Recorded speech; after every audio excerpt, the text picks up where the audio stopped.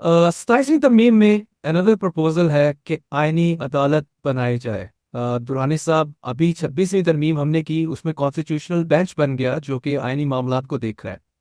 तो क्या इसकी प्रेजेंस में आईनी अदालत की, कॉन्स्टिट्यूशनल कोर्ट की क्यों जरूरत पड़ गई?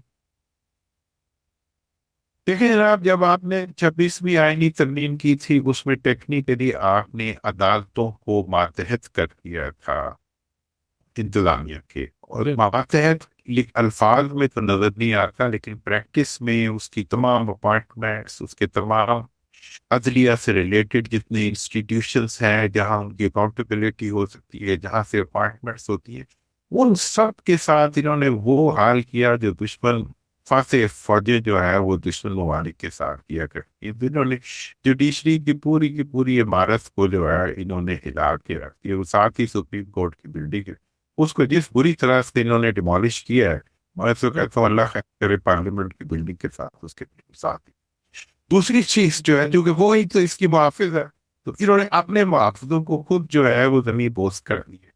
अब अगली चीज ये है कि आप ये कहते हैं कि आइन को तो हमने छोड़ा नहीं है, ठीक है जी। तो फिर ये है कि आईनी कोर्ट्स, और अब मैं तो इनसे पूछे तो फिर आईनी अदालत की क्या जस्टिफिकेशन और क्या ज्यूरिस्डिक्शन होगी?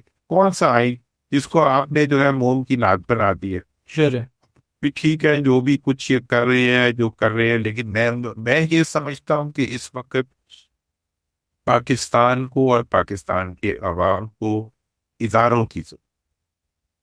और इस वक्त हुकूमत जो है वो इदारों से खाइफ है, और वो इदारों की जगह के ऊपर जो है वो उथली तमाशे शुरू करना चाहती है। तो फिर इन तमाम बिल्डिंगों के ऊपर रस्सियां बांध के बंदों को टांग दें। पार्लियामेंट जो है 47 की रस्सी के साथ टंगी हुई है, उनको 27 की रस्सी के साथ टांग दें अदालतों को भी। तो बस उथली तमाशे चलाएं। अगर आपने इंसाफ करना है तो फिर तो इदारा चाहिए। अगर आप बड़ी मुश्किल से सुप्रीम कोर्ट का एक इदारा इवॉल्व हो रहा था, डेवलप हो रहा, उसके साथ उसमें से इम्प्रूवमेंट भी हो रही थी, अकाउंटेबिलिटी भी हो रही थी, सारी चीजें आगे बढ़ी थी, लेकिन इन्होंने जो है बड़े खुशबू खुशू से पूरी की पूरी हुकूमत ने मिलके अवाम से और अवाम के इस हक से मजाक किया है, जिस अवाम ने इन्हें वोट नहीं दिए से जो उस अवाम से इन्होंने इंतकाम का ये रास्ता बनाया कि उनको इंसाफ के तमाम रास्ते ये बंद कर। तो आप मजीद भी बंद कर रहे हैं, और अब साथ ही साथ जो है बगैर आइन के ये आईनी अदालतें बना रहे हैं। आइन तो उन्होंने क्लोज कर दिया, आईनी अदालतें भी बना दी है। तो वो जो भी कुछ करे, मेरा ये ख्याल है कि ये सब चीजें स्प्रिंग बैक करेगी जो ही पब्लिक से आएगी टू द पार्लियामेंट। सही। इन सारी को रिविजिट करेगा, फिर कोई बैठ के 18वीं तरमीम बना रहा होगा जिसके अंदर के पुरानी माजी की जितनी गलतियां और कोताहियां होंगी इस बात का प्रोग्राम। तो बस इन्होंने कौम को जो है वो कोहलू का बैल बना दिया है कि घूम घूम के एक ही जगह पे घूमते रहे। तो मतलब तारीख तो अपने आप को दोहरा रही है, लेकिन कोई अच्छी जी। चीज दोहरा। ये दुरानी साहब, इसमें इसमें कोई एक पॉइंट ऐसा बताइएगा कि 26वीं तरमीम जब आई थी, इवन अपोजिशन पीटीआई कह रही थी कि आज के बाद, यानी कि जब 26वीं तरमीम मंजूर हुई, उन्होंने कहा इसके बाद अदालतें खत्म हैं। और लेकिन जब 27वीं तरमीम में हम आईनी कोर्ट की बात देखते हैं, मुझे समझ नहीं आता कि 26वीं तरमीम के बाद कौन से ऐसे डिजायर्ड रिजल्ट थे जो कि पीएमएल नून की गवर्नमेंट नहीं अचीव कर पाई, तो उसको मजबूरन आईनी कोर्ट की तरफ 27वीं तरमीम में आना। देखो, 26वीं तरमीम के नतीजे में जो कम से कम फायदा हुकूमत को हुआ कि 2/3 अक्सरियत बन गई। जी।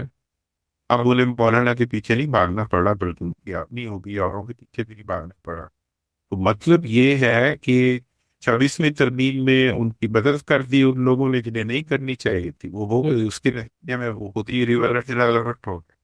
मतलब वो फोर्सेस जिन्होंने 26वीं तरमीम को आउट ऑफ द वे जाके सपोर्ट किया, आज वो खुद ही रेलेवेंट हो गए। तो जी। आज जो 26वीं आईनी तरमीम जो थी वो प्रियम्बल थी अगली तरमीमात का, और वो उस तरमीम के जरिए हुकूमत ने वो अख्तियार हासिल कर लिया जो उसको अवाम ने नहीं दिया। ट्रू। और वो अख्तियार था अमेंडमेंट करने का अख्तियार हुकूमत के पास मौजूद है। हुकूमत के पास तो पार्लियामेंट में बैठने का अख्तियार भी मौजूद, मतलब not to talk of amendment. लेकिन अब ये है कि वो मतलब डी जोरो या डी फैक्टर जिस तरह भी वो बैठे हुए हैं, वो बैठ के जो है वो पूरे के पूरे आइन से इंतकाम ले रहे हैं। मैं तो कहता हूँ पाकिस्तान की आवाम से इंतकाम ले रहे तो इसमें इसमें दुरानी साहब मुझे बताइएगा, देखें अभी अपोजिशन लीडर इन सेनेट और इसी तरह नेशनल असेंबली मौजूद ही नहीं है, लेकिन इसके ऊपर वो कहते हैं कि नहीं थैंक यू वेरी मच, अभी कोर्ट में मैटर है, वो डिसाइड करेगा, फिर देखा जाएगा। दूसरी जानब PTI every now and then ये कहती पाई गई है कि ये रबर स्टैंप है, फॉर्म 47 की असेंबली है, तो क्यों इसमें पीटीआई अभी तक बैठी हुई है? इसको गुड बाय करके घर क्यों नहीं जाती? पहले भी तो उन्होंने डिजाइन किया था जब इनकी गवर्नमेंट नो कॉन्फिडेंस मोशन के साथ घर भेजी गई थी पीटीआई की अप्रैल 2022 में। तो अभी ऐसा कर देते, इसको ना मानते, जाहिर है वो कहते हैं हमारा मैंडेट है, स्टील किया गया और ये रबर स्टैंप है। इतनी सारी चीजें होने के बावजूद अभी तक पीटीआई क्यों स्टिक अराउंड है? हैं। देखें, आप 24 से 8 फरवरी 2024 से हुकूमत की ये पूरी कोशिश कर रहे हैं कि वो ये चाहते हैं कि पीटीआई पार्लियामेंट को छोड़ के चले। बल्कि उन्होंने पहले तो कोशिश की कि पीटीआई की नाम को ही खत्म कर दिया जाए और बल्ले को ही खत्म कर दिया जाए। फिर डॉक्टर कत्तू के ऊपर उन्होंने इलेक्शन करवाए, लोटे के ऊपर, डंडे के ऊपर, सोटे के साथ इलेक्शन करवाए। उसके बावजूद अवाम ने अपने आप को असर्ट किया, कर्टेसी सोशल मीडिया, कर्टेसी मतलब अदर जो ये जो मतलब साइंटिफिक डेवलपमेंट्स ने जिस तरीके से एम्पावर किया है आम को, नौजवानों को, यूथ को, उन्होंने अपने आप को असर्ट करके उन्होंने इन इलेक्शन के लिए तमाम तर डिस्टॉर्शंस के बावजूद कोई जलसा नहीं होने दिया गया, कोई कैंपेन नहीं होने दी गई। उन मतलब आखिरी दिन तक किसी कैंडिडेट को नहीं पता था कि कौन क्या है। उसके बावजूद अवाम ने इंतखाब लिया और उन्होंने वोट उनको दिया जिनको कि वो देना चाहते थे। तो जो 16-18 सीटें लेके आए थे, उन्होंने फिर फार्मों की तब्दीली के साथ अपने आप को फॉर्म में लाए।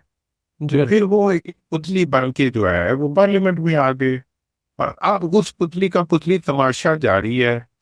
अब या तो अगर जिस वक्त पीटीआई भी पार्लियामेंट छोड़ देती है तो फिर से सारी पुतलियां रह जाएंगी। जी ठीक है। अगर 2-4 जेन्युइन 47, मैं तो बल्कि कहता हूँ कि बिग शिफ्टी की असेंबली तो भारी असेंबली है जो फार्म 45 की असेंबली है, बाकी तो सब कुछ 47 पे चल रहा है। तो ये एक बड़ा नोट पॉइंट है कि क्या ऐसी ऐसी डिस्टॉर्शंस के सामने विड्रॉ कर जाना चाहिए या वहीं खड़े होके असर्ट करना चाहिए या इससे भी ज्यादा असर्ट करना चाहिए जितना वो कर रहे हैं। मेरा तो ख्याल ये है कि पीटीआई के जो मेंबर मौजूद हैं असेंबली के अंदर, उनके वहां मौजूद रहते हुए ज्यादा मेहनत करनी चाहिए और ज्यादा जिसे कहते हैं कुव्वत के साथ उन्हें आवाम का मौक़िफ़ वहां पेश करना चाहिए, अपने इस्तेहकाक के लिए लड़ना चाहिए, ताकि वो एक जो भी पब्लिक के खर्चे पर चलने वाला एक प्लेटफॉर्म, बाकी उसमें पब्लिक के नुमाइंदे हो या ना हो, पार्लियामेंट की एक तो उस पे हक है ना अवाम का कि वो अवाम के खर्चे से, अवाम के नुमाइंदे वहां हैं या नहीं है, लेकिन खर्चा तो अवाम पे ही हो रहा है ना जिससे वो चल रहा है। तो लिहाजा उसके ऊपर अगर वो असर्ट करते हैं और उस सारी को वो अवाम के हक में इस्तेमाल करने की कोशिश करती है, तो इसमें मुझे कोई बुराई नहीं होती। यानी कि इनको स्ट्रगल जो है इनके politics is all about struggle. मैंने कभी भी पीटीआई को इस चीज पे मैंने हमेशा क्रिटिसाइज किया है या उनसे ये रिक्वेस्ट की है कि आप कानून को हाथ में ना लें, आप सरकार में मदाखलत ना करें, आप सरकार से और मुल्की इदारों से लड़ने की कोशिश ना करें। आपने लड़ना है तो उन सियासतदानों से लड़ें जो कि आपका मफाद खींच के खुद आके हैं। जी तो मैं इसके बारे में अक्सर कहा करता हूँ कि आप अगर क्रिकेट खेल रहे हो तो आप रेफरी को जितने मर्जी बॉल मार लें, उससे दूसरा क्या। लिहाजा पीटीआई की इस वक्त ये जिम्मेदारी बनती है कि वो जो आसिफ बैठे हुए उनको क्रिटिसाइज करे और उनसे अपना हक वापस लेने की कोशिश। बहुत शुक्रिया दुरानी साहब for your insight and your time. नाज़रीन आज के लिए इतना है, अगले वीक दोबारा मिलते हैं। स्टे ब्लेस्ड, अल्लाह हाफ़िज़।